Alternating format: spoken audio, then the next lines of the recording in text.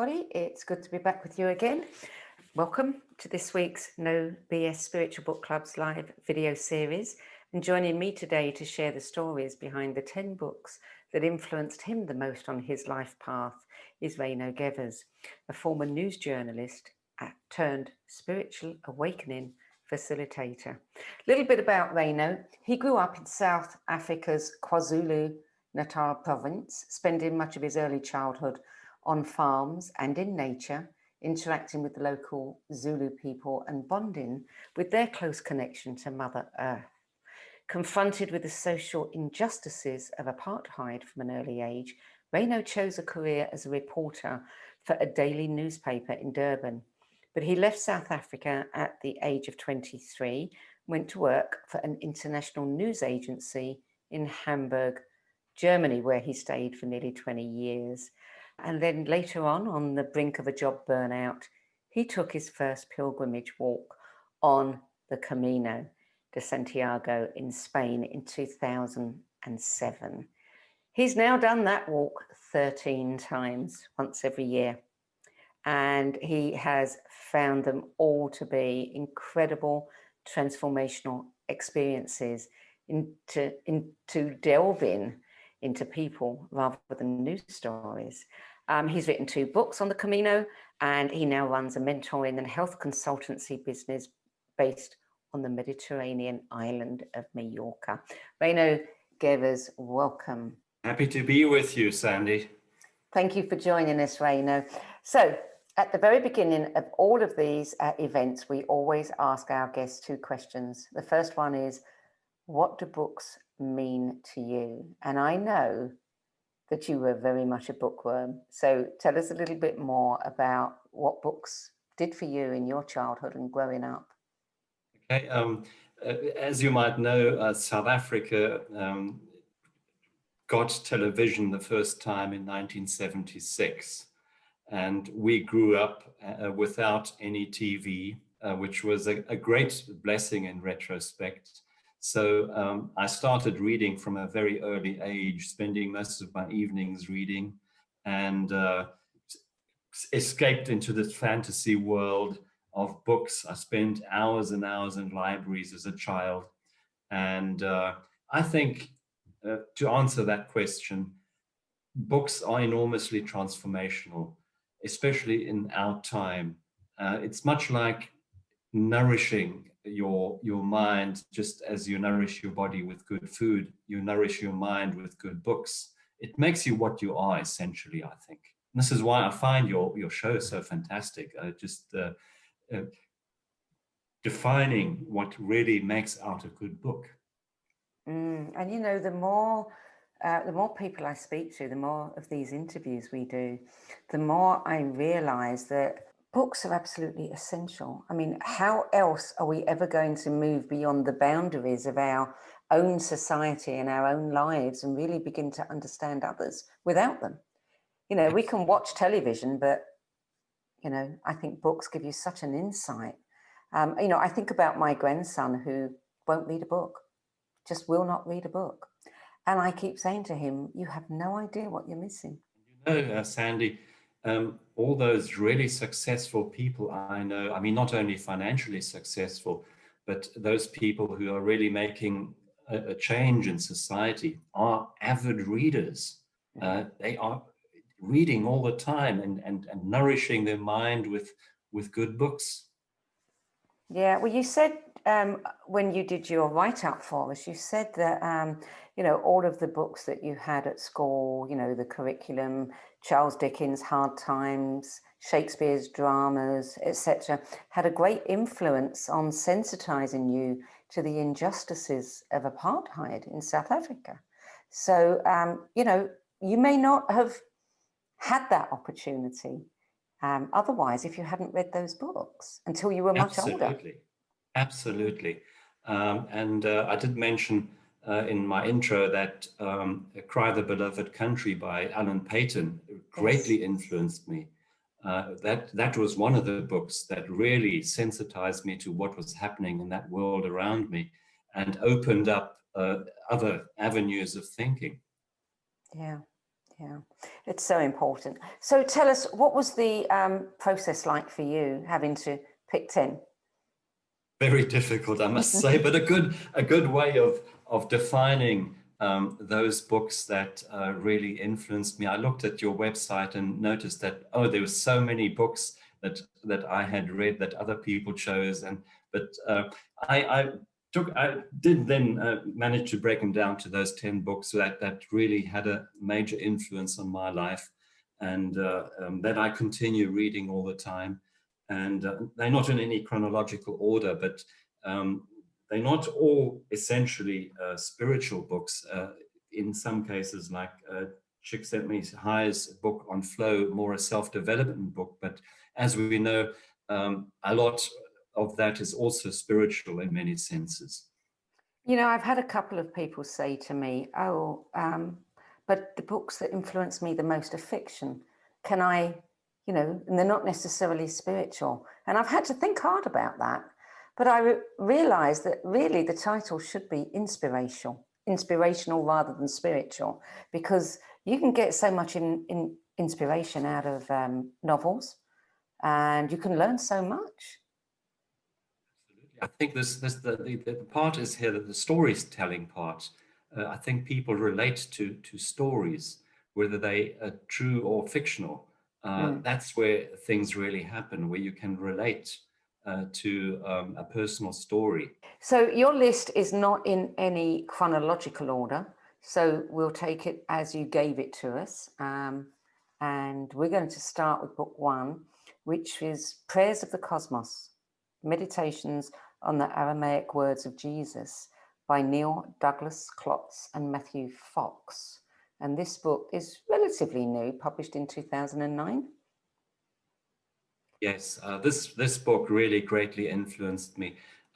We in South Africa grew up in a very conventionally religious doctrine, a country with institutionalized racism, where the Calvinist doctrine played a huge role. This theory of predestination, that one race, the white race, is above all the others. And later in life, I had an enormous problem with that. And I started reading about the liberation theologians, and really had a big problem with conventional religion. And then I came across this book by Neil Douglas Klotz, and it's about the prayers of Jesus in the original Aramaic language, the language Jesus spoke at the time. And like Sanskrit, the Aramaic language has so many different levels of meaning that go far beyond a literal translation. Like the word "our Father" translated into the Aramaic, Avun de Bashmaya, literally means not our Father, but the cosmos, the universe, the all-encompassing energy that is over and above and inside us. An amazing revelation to me at the time. Yes, I've heard that so many words in so many of the different Bibles for different religions have actually been misinterpreted. Yes, yes. For instance, the St. Thomas Gospel, those scripts found at Dag Hammadi in Egypt, and in the 1940s, I think, late 1940s, open up a whole different dimension. It's about the mystic element and the Christian mysticism, where the individual is liberated in finding his or her own path to spirituality, the experiential spirituality. And there we find a close correlation to the Kabbalah, the Jewish Kabbalah, the Sufism, and the Buddhism, where all these mystic traditions really look at the same thing from different perspectives, but mean the same thing essentially. Now, you said that you've memorized the Aramaic words that have an enormous transformational energy, especially when spoken aloud or hummed while doing a deep walk pilgrimage. When you say a transformational energy, can you expand on that? Tell me exactly what happened. As you walk, you go through those 3 stages of first confronting all your physical and emotional challenges. And then gradually, as the days go by, you reach that empty space where you no longer feel your body, you no longer have that daily physical challenge and emotional challenge. And I've used those spaces, those times alone to hum mantras and the Aramaic prayers. And I found them hugely inspirational and boosting of energy on a vibrational level, opening up the essential experiential spirituality I talk about.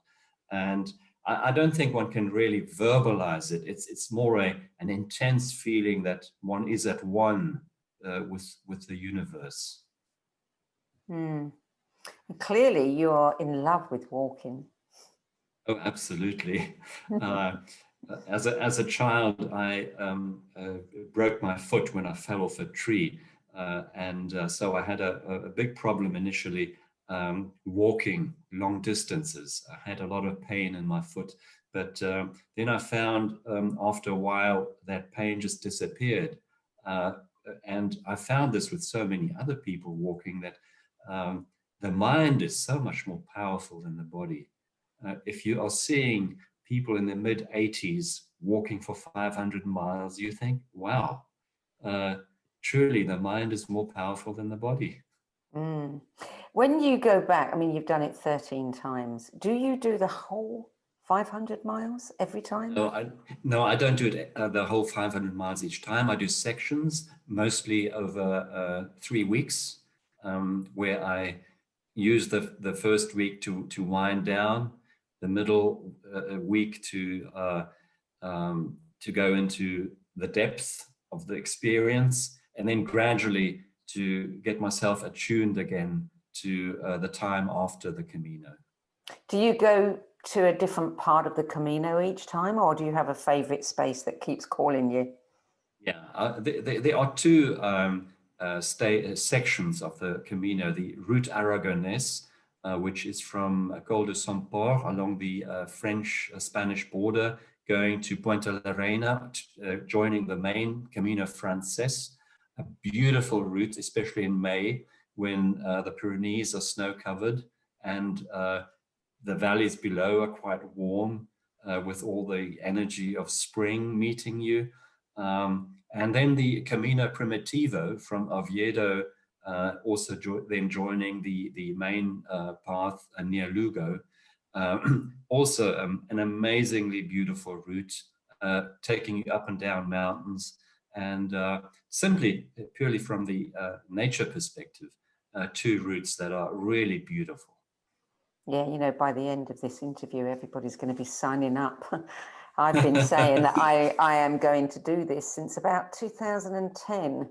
And then I had an accident and that put it back. And now, of course, I was planning to do it last year, this year. And so I'll get there one day. Oh, you will, and you will thoroughly enjoy it. I'm sure I will. So your second book is called The Pilgrimage, A Contemporary Quest for Ancient Wisdom by Paulo Coelho. Tell us about that book. Yes, that is the book that inspired me to do this walk.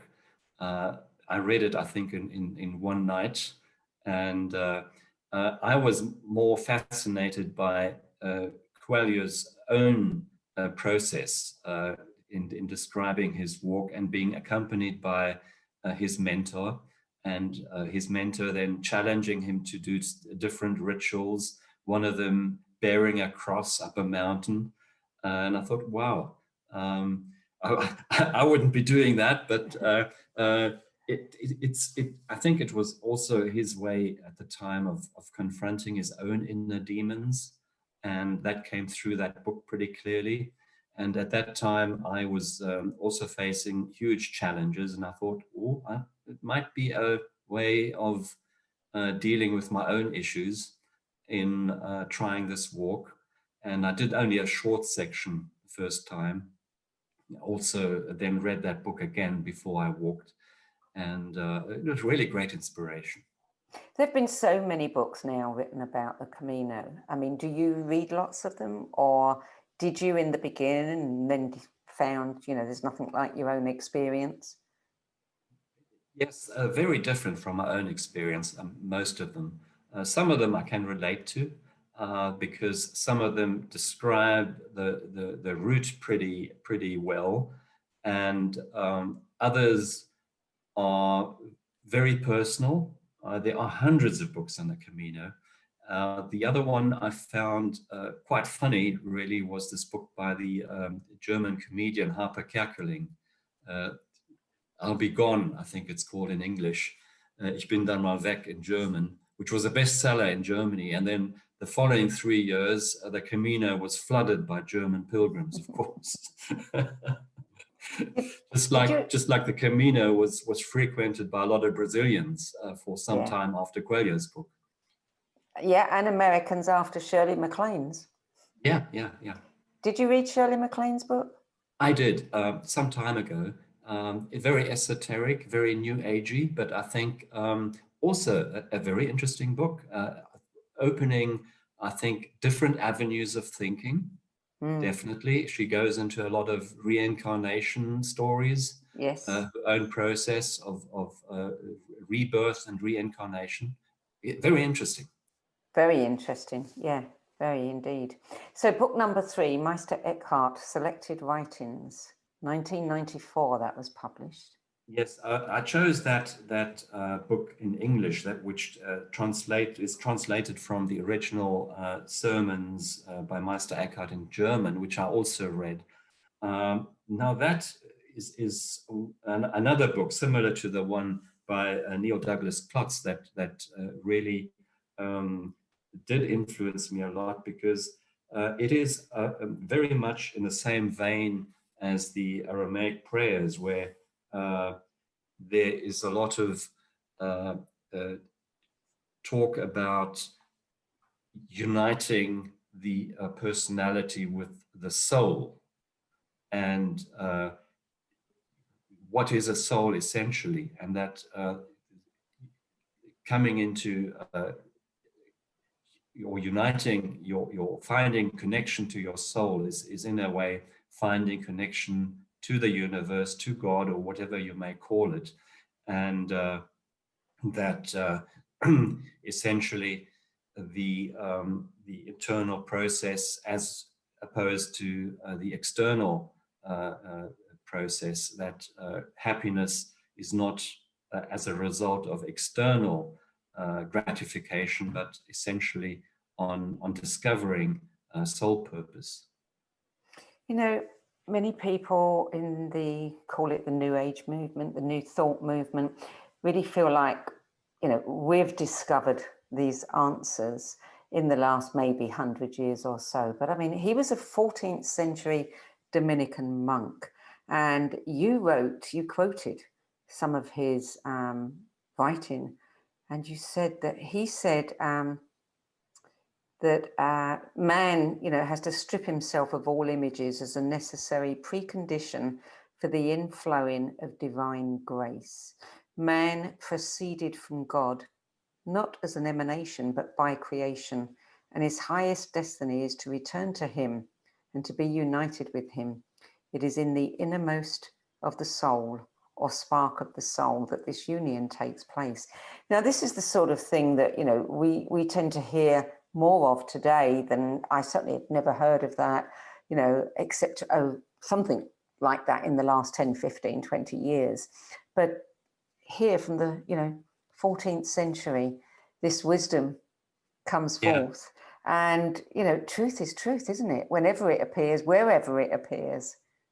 Yes, and I think we have to go back to those medieval wise people, not only in the Christian tradition, but also in the Taoist tradition, going even back further, with a great wisdom for our time, where I think in the medieval ages, of course, man was very much confronted with physical challenges, disease and illness, and how to overcome those challenges. And life was very short, so Yeah. people didn't have much time to really reflect on much, so that they were very aware of death as being part of life, because many women died at childbirth, and the men in wars. So death was a daily event, was a daily Yeah. tragedy, and today death has been excluded from our life. We don't see death, but I think if we saw death or more, we would be thinking more about life and life purpose and soul destiny and all these issues that those medieval people thought about and wrote about and spoke about. I think also if you look at my island here in Mallorca, a lot of those beautiful churches, chapels on those hills with beautiful villages around them, built on top of a hill because, of course, they wanted to be close to the divine. That was the place of the divine. You realize that the spiritual was so much part of daily life, which is it's not today, because we are today confronted with so many countless distractions pulling at our consciousness. Yeah, indeed. So these books, I mean, have you selected books, you know, over a long period? I mean, some of them were published in the 80s, the 90s. Did you come to some of them quite late, or were you reading them at the time they were first published? No, I didn't. For instance, Lawrence van der Post's book, I did read about him in South Africa when I was a teenager. That's when I first read his books. And then later for instance, his book on Jung and the Story of Our Time, I came across that one pretty late, which I found fascinating because he was a friend of Carl Gustav Jung. And just to his whole way of explaining his first meeting with him and with this great psychologist and psychotherapist. Really good story. Well, that one appears a little bit, so we can talk about that one a bit more as we get to that one. The fourth book is Anam Cara, a book of Celtic wisdom by John O'Donoghue, and that was published in 1998. And you said that the Irish author was much influenced by his studies of Meister Eckhart's teachings. Yes, he studied Meister Eckhart in Germany, and a great poet, and such a pity that he died so young in his sleep. Beautiful writing. Anam Cara means the spiritual teacher, the mentor, guiding you on your spiritual path in the Celtic tradition. And you notice in his poetry, in his writing, also the great affinity, the great relationship with those medieval masters. Just to read a little bit about him that you quoted was some of his words particularly resonate with your life philosophy. You lose the balance of your soul if you do not learn to take care of yourself. You need to be generous to yourself in order to receive the love that surrounds you. That is, you know, I mean, that's it's one of those statements that we all go, yes, of course, we know that, and we rarely do it. Yes. I think this again, the reason for us not doing it is because we are being so distracted. Our habits, our daily habits determine how we are. And if we could just get away from some of those distractions to those quiet spaces and open up that space for self-love, I think this is really an issue of our time, because if we can't self-love, we can't cherish our earth, our immediate surroundings.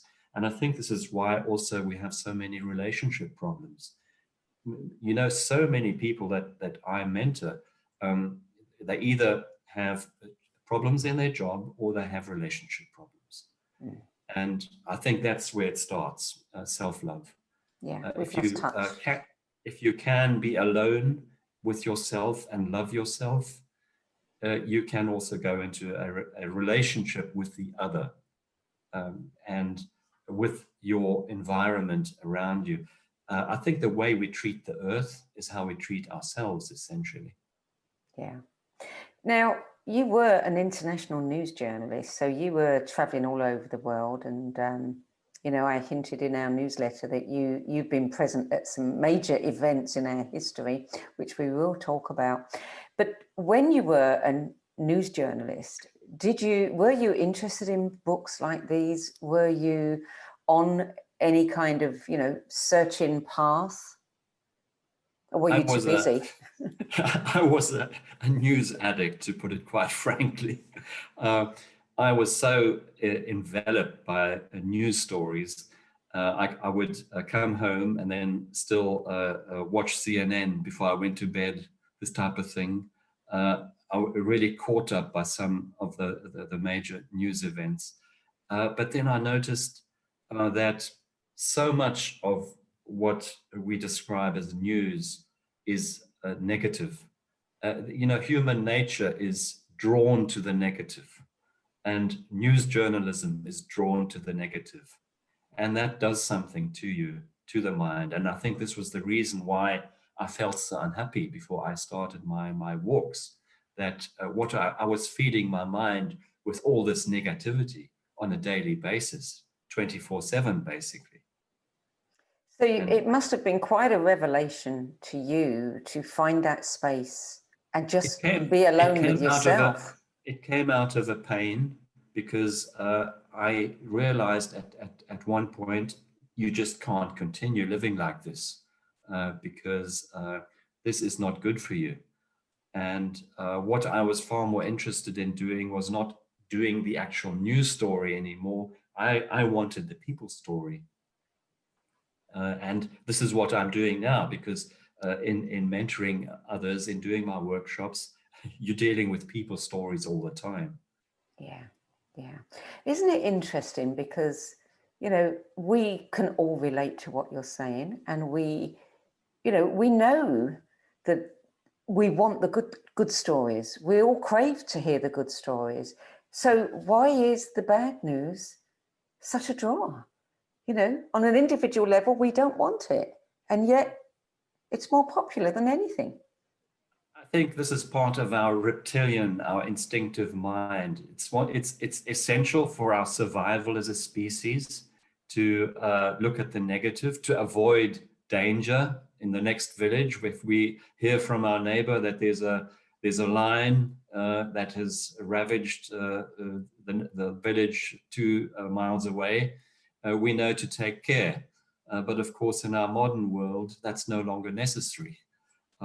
So there's this magnetic draw to the negative, and we have to school our mind with mind setting practice, with emotional shifting, to move to the positive, to tune ourselves. I think essentially when we start our day is how do we start our day? How do we align with that day? I think how we get up in the morning, that defines our day. And if we go into a positive mindset, like a gratitude ritual before we start the day, that sets a different tone for the day. Yeah.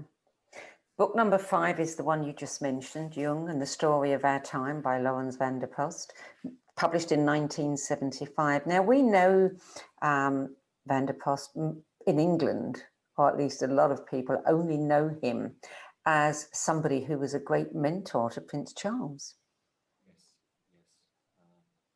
But his history is his biography is quite interesting. He grew up on a farm, and that comes through in his books. This feeling for nature, this close bond to the earth, to the environment.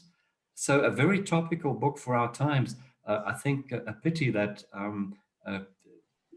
not many people are reading him anymore. I think he was quite popular in the UK in the 1970s, from what I hear, and that his books were quite well known. This book, particularly Jung and the Story of Our Time, it is so topical because in many of his chapters he refers to the shadow aspect, the collective consciousness, and what we're seeing in politics at the moment is a reflection of the collective shadow, the collective consciousness. When we deal with issues like race, like xenophobia, like our attitude towards the environment, and the greed aspect being so dominant in everything, that we need to really look at that. I think what Jung and Lawrence van der Post try to illustrate in that book is that if we don't transmute that shadow, it will always come back to haunt us. Yeah, yeah. And it is so interesting that I cannot enumerate how many conversations I've had over the last 6 months about the shadow side, as if it's suddenly coming back to people's attention. And I don't know whether that's because everything is so polarized right now, or whether people, are spending more time at home and thinking about these things. But it is something we have to address and accept. Yeah, I think this is the huge opportunity during this pandemic, that people are more at home, that there is an opportunity now to really reflect not only on our personal lives, but on the greater world around us. So in every tragedy, and this is a tragedy, especially if we look at the huge death toll in the United States, so many people having lost their loved ones, that there is another side to this, that people are reflecting on their lives. They are looking at what this means on a higher level. And I think more and more people are asking questions. What is this doing to our country? What is this doing to our lives? And how can we move forward? How can we change and deal with the situation we're in? And what is it doing to our children? Yes. Mm-hmm. So number 6 is another book by Lawrence van der Post, A Story Like the Wind, which was published in 1978. What was it about that particular book that inspired you? A beautiful book, because I was so reminded of my own childhood. Of course, he describes these stories with the Khoikhoi and the San indigenous peoples in the Kalahari Desert. And I was so reminded of my childhood with the Zulu people on the farms, so closely intertwined with nature and so earthbound. I remember so many nights in my childhood when I would hear them sing and beat their drums, which resonated so intensely, and came back later in my adult life and reminded me of that wonderful energy we grew up with. We swam in clean rivers. We had wonderful times playing with clay and building clay toys. So it was, in a way, very much also a triggering of old memories while reading that book. Yeah, and it's books like this that make us think about how much we have lost. Reading this description that you gave touched me quite deeply when you were talking about, experiences that I've never had. The Zulu farm workers, the gathering around the fire, the singing, the beating of the drums. And it made me think about what must it be like to grow up with that, to that sound, to that natural connection, deep natural connection to nature. And you said the novel illustrates how the influence of colonialism and the white man gradually changes the ancient world of the Bushman and the balance of nature. I mean, what can one say? You know, we've lost so much because we've tried to change others to be more like us. Yes, yes, yes. You know, my family is from an old missionary family. My great grandfather immigrated to South Africa from Germany as a missionary. And I went back to the old church archives and read a lot of these letters these missionaries wrote back to their mission stations in Germany. And some of them describe a beautiful natural world arriving in Africa. They thought they'd landed in paradise when they reached Port Natal, which was called Port Natal, today Durban at the time. And some of them describing how that world at that time, mid 19th century, started changing massively with hunters just killing and shooting animals at random. So tragic because to see in those reports how the world changed within 100 years completely. And it doesn't bear thinking about to think that these earnest people, these missionaries, you know, their mark of success was to influence the native people away from their own, you know, history and rituals and turn them into Christians of some kind or another. There's one beautiful story. I was just mentioned this, just came to mind. There was an old missionary who tried to convert a Zulu chieftain towards Christianity, and this chieftain told the missionary, "Well, what are you talking about? We've always believed." Yeah. Yeah, absolutely. Yes, the wisdom. You know, there was a documentary that I watched on an aeroplane once, probably about 7 or 8 years ago. And a guy, a British cameraman, had gone to a tribe somewhere, I'm not sure where, in Borneo. And he spent a few weeks there. And he learned so much about their culture and the way they lived. And then he invited the chief and some of the elders to come to England. And I watched the second documentary when they came to England, and my goodness, was it eye-opening, because they were living with, you know, spending time living with different kinds of families and experiencing, you know, different families and the things that they did as routine. And one day the chief was taken with the family that he was staying with into the old folks' home where the, you know, his host's parents lived. And he was scratching his head, you know, why do you put your old people away?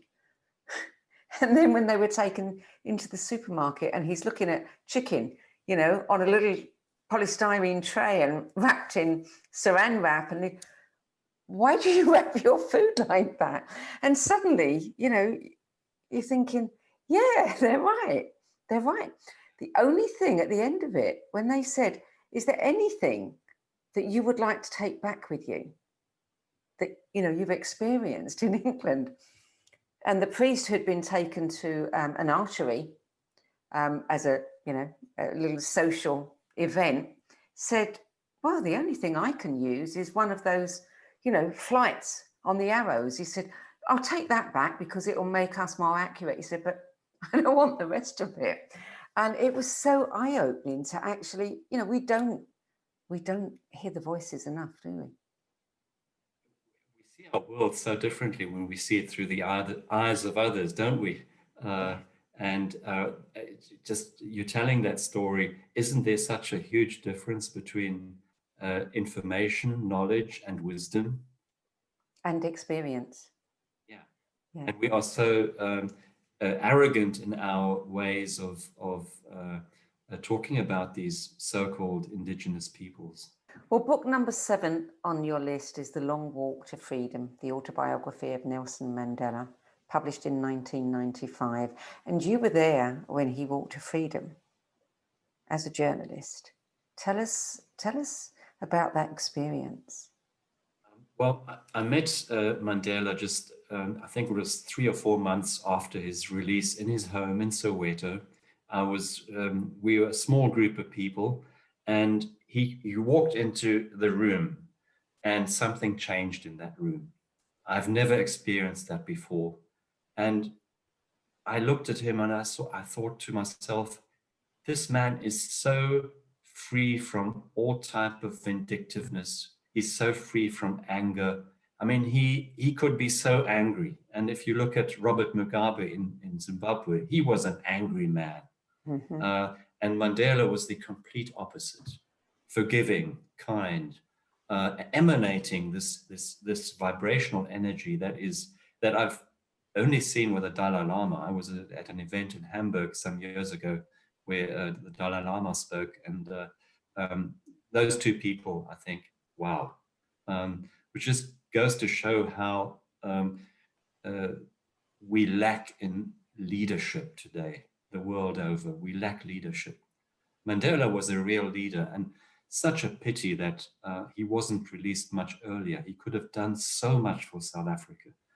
He was an old man when he was released, and I think if he'd been given maybe 10 years more, the country would be in a much different place today. You know, as a news journalist, you traveled extensively. As we said, you were there when the Berlin Wall came down. I mean, you've been present at moments in history where the world must have had tremendous hope. It was an amazing time, those years, 1989, 1990, 91, where something shifted on a global level. We saw the Berlin Wall for communism collapse, where you realize that this monolith of apartheid or communism is so rock steady on the outside, but decaying from the inside. We're seeing a lot of that with conventional religion at the moment, also in other institutions. But at that time, we really thought, wow, this is something is shifting on a global level. But we seem to have fallen back again today, back to old ways of thinking. The isms are all coming back again. And I think this is a normal tendency where we have a pushback from old energy when things start moving forward at a fast pace and a lot of people aren't following.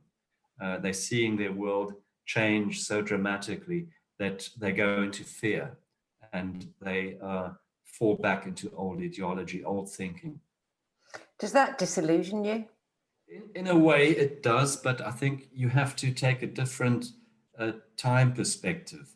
I think if you look at it just from one lifetime, it's perhaps a disillusionment. I mean, especially if I look at my own country, South Africa, where the country has fallen into such a lot of corruption and mismanagement after the Mandela era, where everything seemed to happen and everything, there was such a lot of optimism in that country at the time, and you really had this feeling a rainbow nation was being created, something new was happening, and South Africa was the example for the world. And now, of course, it's just fallen back to typical nepotism and corruption. And amazing to see also that this liberation movement, the ANC, I interviewed many of the leaders at the time, and some of them falling prey to typical ego issues and power issues and corruption. Sad to see, but there again, leaders like Mandela, very few and far in between, that you perhaps experience once in a lifetime. Those leaders that put their own ego behind and look at how they can really serve society and not their own ego. Book number 8. I am not even going to try to pronounce the author's name. I'm going to leave that to you. The book is Flow, The Psychology of Optimal Experience by Mihaly Csikszentmihalyi. Well done. Well done. Yes. So some lovely quotes in his books. I just marked a few of them here. He goes into a lot of that what we spoke about, this capturing of the mind through media, and that flow happens when you have experience. There's an old Chinese saying that what you see and experience is worth more than having heard it 1,000 times. And if you in flow with your purpose, your soul destiny, and it's different for every individual. I think that's the message he's trying to bring across in this book. That that's when things happen naturally. You aren't in that fighting mode of having to overcome one obstacle after the other. And I think this is what he calls it, flow, the psychology of optimal experience. And I can really relate that flow when an artist loses sense of time while painting, or a sculptor, when that sculpture just happens. Yes. There's a story about Michelangelo, who actually saw that statue within that stone before he actually started carving that statue. I think this is the essence of it. I've heard many people say that. I met an artist once who worked in wood, and she said exactly the same thing. She said she sees what's inside and she just chips away so that it can emerge. I mean, just astonishing. Yes, a wonderful book. And I've got so many things marked here that I continue going back to. Do share some of them with us. Yeah. So here's one, for instance. People are naturally eager to fill their minds with whatever information is readily available, as long as it distracts attention from turning inward and dwelling on negative feelings. And this explains why such a huge proportion of time is invested in watching television, despite the fact that it is very rarely enjoyed. That's so true. I think many people watch television just to moan about it. Oh, you see that soap, and and they still continue to watch it. I saw a statistic the other day. The average person in the US spends between 4 and 5 hours, not only on television, but on digital media per day. And that applies to many children too. That's the sad thing about it. And some psychologists are really warning that this is having a huge effect on the way our future adults will be behaving, because it's having a major negative impact on child development. So book number 9 is A New Earth, Awakening to Your Life's Purpose by Eckhart Tolle. When did you read that book? Well, I read that book. I read the first time 3 years ago, and I go back to it frequently now. He talks about the egoic mind, and that we have to transmute that egoic mind to create that new earth, that new consciousness. There's some lovely chapters in that book. And I think if more people would read this book, that creates that energy of new consciousness, and some great things in that book. Yeah, I mean, he's a really interesting teacher, and he seems to be devoid of ego too. And using a language which people can understand. I mean, the Meister Eckhart sermons are, of course, difficult to understand. You have to read them very slowly, and then it's more like a Zen koan if you read those texts. But Eckhart has a lovely way of using modern day language to explain those ancient mystics. And book number 10. Narcissus and Goldman by Hermann Hesse. Now, this is not one of the books that I've heard about, unusually. Tell me about it. Yeah, well, his other book, Siddhartha, is more popular, more Yeah. well known. This is all about two young men who grew up in a monastery, and Narcissus stays in the monastery. He goes the traditional route of becoming a monk and following the Christian doctrine, while Goldmund goes out on a journey. He falls prey to all those distractions and womanizing and living the high life, and then finally discovering his purpose by becoming a sculptor. Uh, some of those chapters I remembered and went back to them just the other day, because it is so relevant now during our time of the pandemic.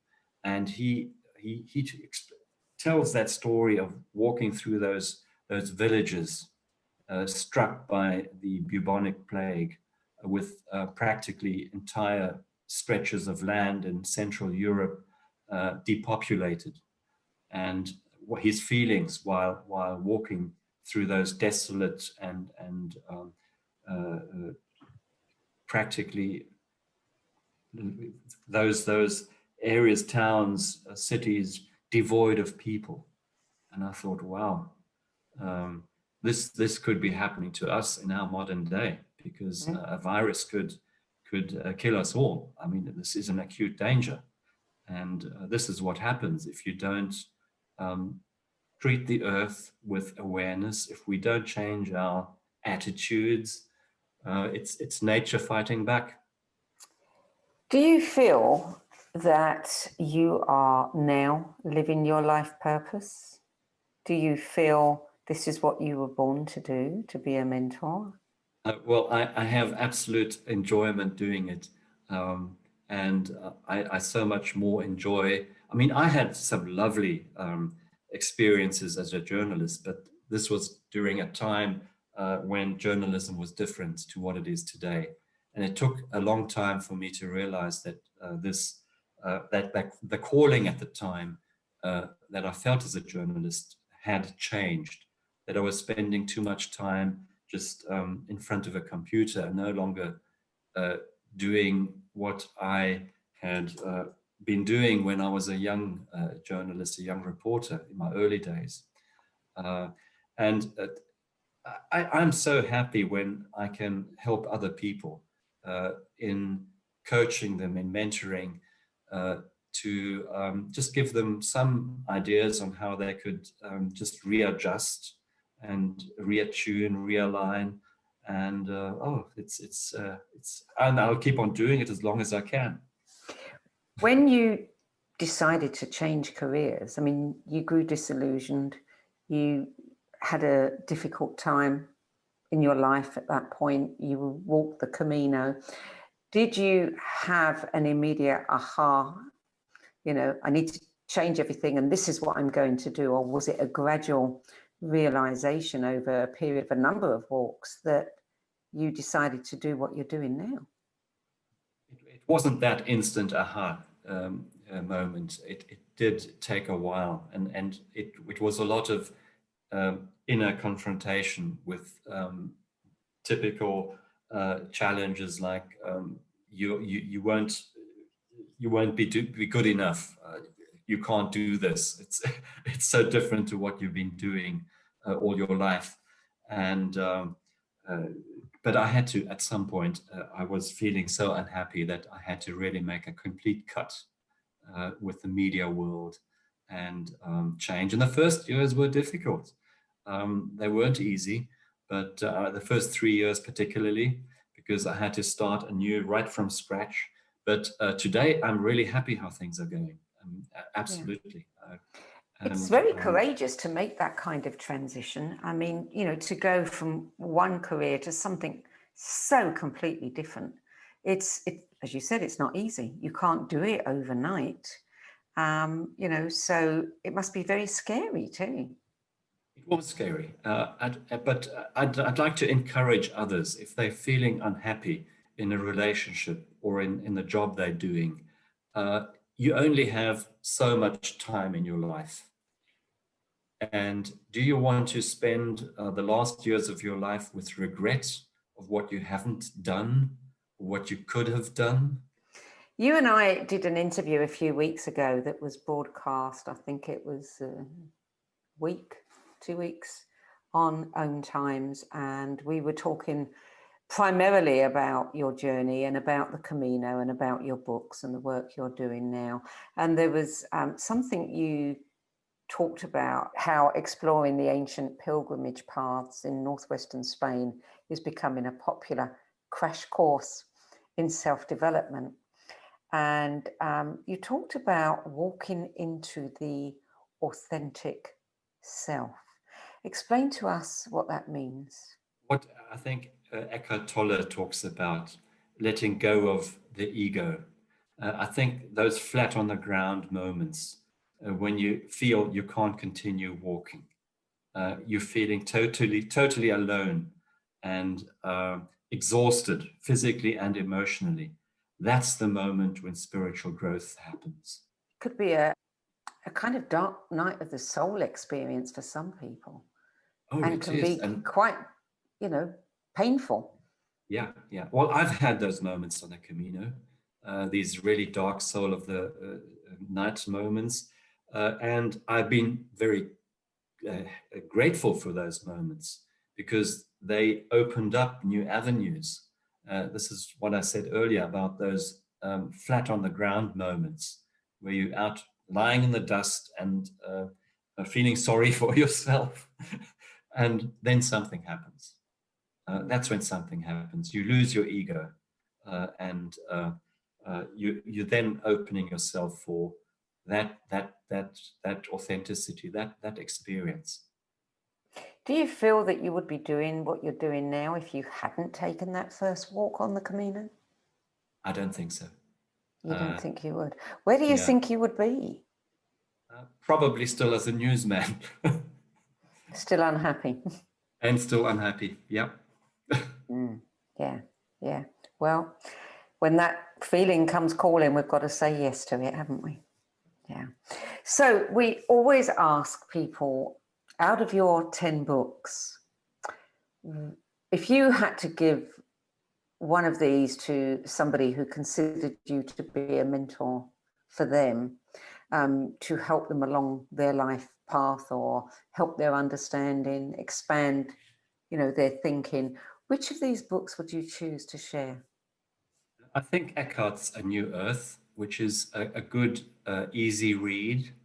And especially if you read it the second time, where a lot more is revealed. It's just like if you do the same walk the second time and you notice things that you hadn't noticed the first time round. That's one I think I would recommend. Yes. Yeah, that's a good one, I think. Okay, so now your keywords. I always ask people for, 3 to 6 keywords or phrases to describe themselves. And you gave us author, spiritual seeker, walker. I want another one, and I want one that is maybe a little bit more intimate, maybe a bit quirky, but something, that the people who know you well would describe you as. Whether it's something funny like a cupcake connoisseur or a tree hugger, or just give us a little insight into who Reino is. Well, that's a difficult one.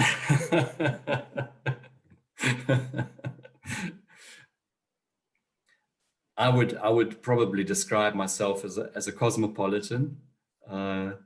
Having lived now in several countries, and I am a bit of my roots are South African. I'm a bit of a German. I'm a bit of a Spaniard now, having walked the Camino so much. I feel very much at home here now. So as a cosmopolitan, I would say. Okay. Do you consider yourself a little bit of a kind of citizen of the world now? Oh yes, yeah. So why That's do a you good way of live? describing. Why do you live in Mallorca? Is it because it's close to the Camino, or is it because you fell in love with it? I was thinking about living in Southern Europe for some time, because I enjoy the sun. And Mallorca is close to Africa. It's close to home. Its climate is very similar to Cape Town's, with wet winters and very dry, hot summers. And I love the people here. They are so, in a way, similar to the Afrikaners in South Africa, to the Zulus, their dry humor. I like their dry humor. Well, it is a beautiful island. I've been there a few times, and obviously as a tourist, but it is very beautiful, especially if you stay away from the tourist spots. Oh, yes, and lovely places to go walking, especially up in the Tramontana Mountains. They're only about 20 minutes away from me here. Fantastic paths, fantastic nature. You have the sea, you have mountains, you have forests, basically a bit of everything. And it's a less than 2-hour flight from the UK, from Central Europe. So it's at the moment, of course, we're all bound to home by the pandemic. So very little happening out of the normal sphere. So we're having to get used to it. Less traveling, definitely. Yeah, for sure. Yeah, we're all having to stay put and go in. Yes, there we go. So before we finish up, tell us a little bit about your work. I mean, you describe yourself as a spiritual awareness trainer. So what does that mean? I would like to make people aware of how important it is to love themselves. I think if everything starts from there, becoming aware of one's own inner value, of one's own inner soul purpose. And it's different with every individual. I think experiential spirituality can't be imposed from outside. It can only be discovered from within as an individual experience. And I like to be a guide on that path, and just help coach people on the way. But I wouldn't be the person to tell another person, this is what you need to do. That would be, I think, imposing on someone else's path or encroaching on someone else's destiny. So I know you do a lot of private one-on-one mentoring. Do you actually offer online courses? Yes, I do. On my website, there is the possibility of subscribing to an online course that takes you through a 7-week process, covering a lot of aspects like mind setting, nutrition, exercise, and those key issues that are important in changing habits, daily habits. I think if that's the key of how you can really change your life for the positive, in looking at reflecting on your daily habits. And it's starting with small steps at a time, not making that big initial step, because that would discourage you. I think changing small things once at a time, that's what really does it. Yeah. Manageable bites. There you go. Yeah. Okay, and would you tell us the titles of your books? The latest one is, well, let's start with Walking on Edge. That's the book I wrote after my first Caminos, a fictional novel. It's based on a true character, a person I walked with, and it's more of a story. And then the latest one is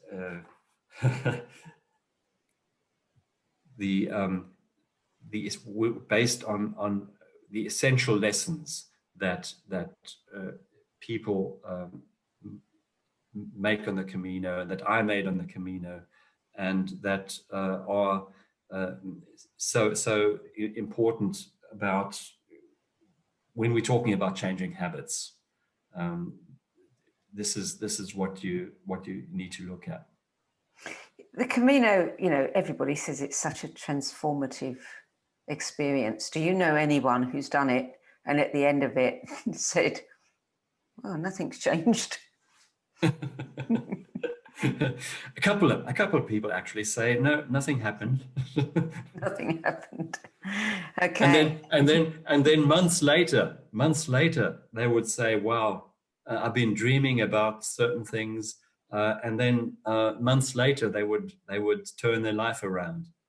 Yeah, actually, I have heard from a few people that it's not until you get home that the real change begins. Yes, yeah. It's like that with a lot of people. Yeah. So we've got a note from somebody they've just posted. We don't have a name, just the number. And she or he gives a German title, your first book. Wants to know if it's been translated into English. No, that's about the That's René Murray. Yeah, the 5 elements, the Taoist philosophy, and no, it's not been translated into English, but I am working on a book at the moment where I'm taking the essentials out of that book and adapting it to what a lot of the issues that are happening in the world today, and still working on it. Haven't quite finished it yet. Okay. Reino, thank you so much for sharing your 10 best spiritual books with us today. It's been a pleasure to speak with you. Is there any last minute piece of wisdom you want to offer to the world or whoever's watching and listening? I know a lot of people at the moment are feeling a lot of anxiety and fear with the pandemic. And I would just like to tell those people that this time too shall pass. Life is cyclical, and this too shall pass, and we will get through it, and different days will come. Life is like that. It's ups and downs all the time, and we will get through this. And just don't despair. Just stay aligned and trust in the universe. Wise advice. So thank you for joining us. If you at home would like more information on Reino's retreats, workshops, books, visit reinogevers.com, REINOGEVERS.com. You can also subscribe to his weekly blog at reinodiary.com. That's it for this week. Thank you everybody for joining us. We'll be back again next week with another 10 Best Spiritualists.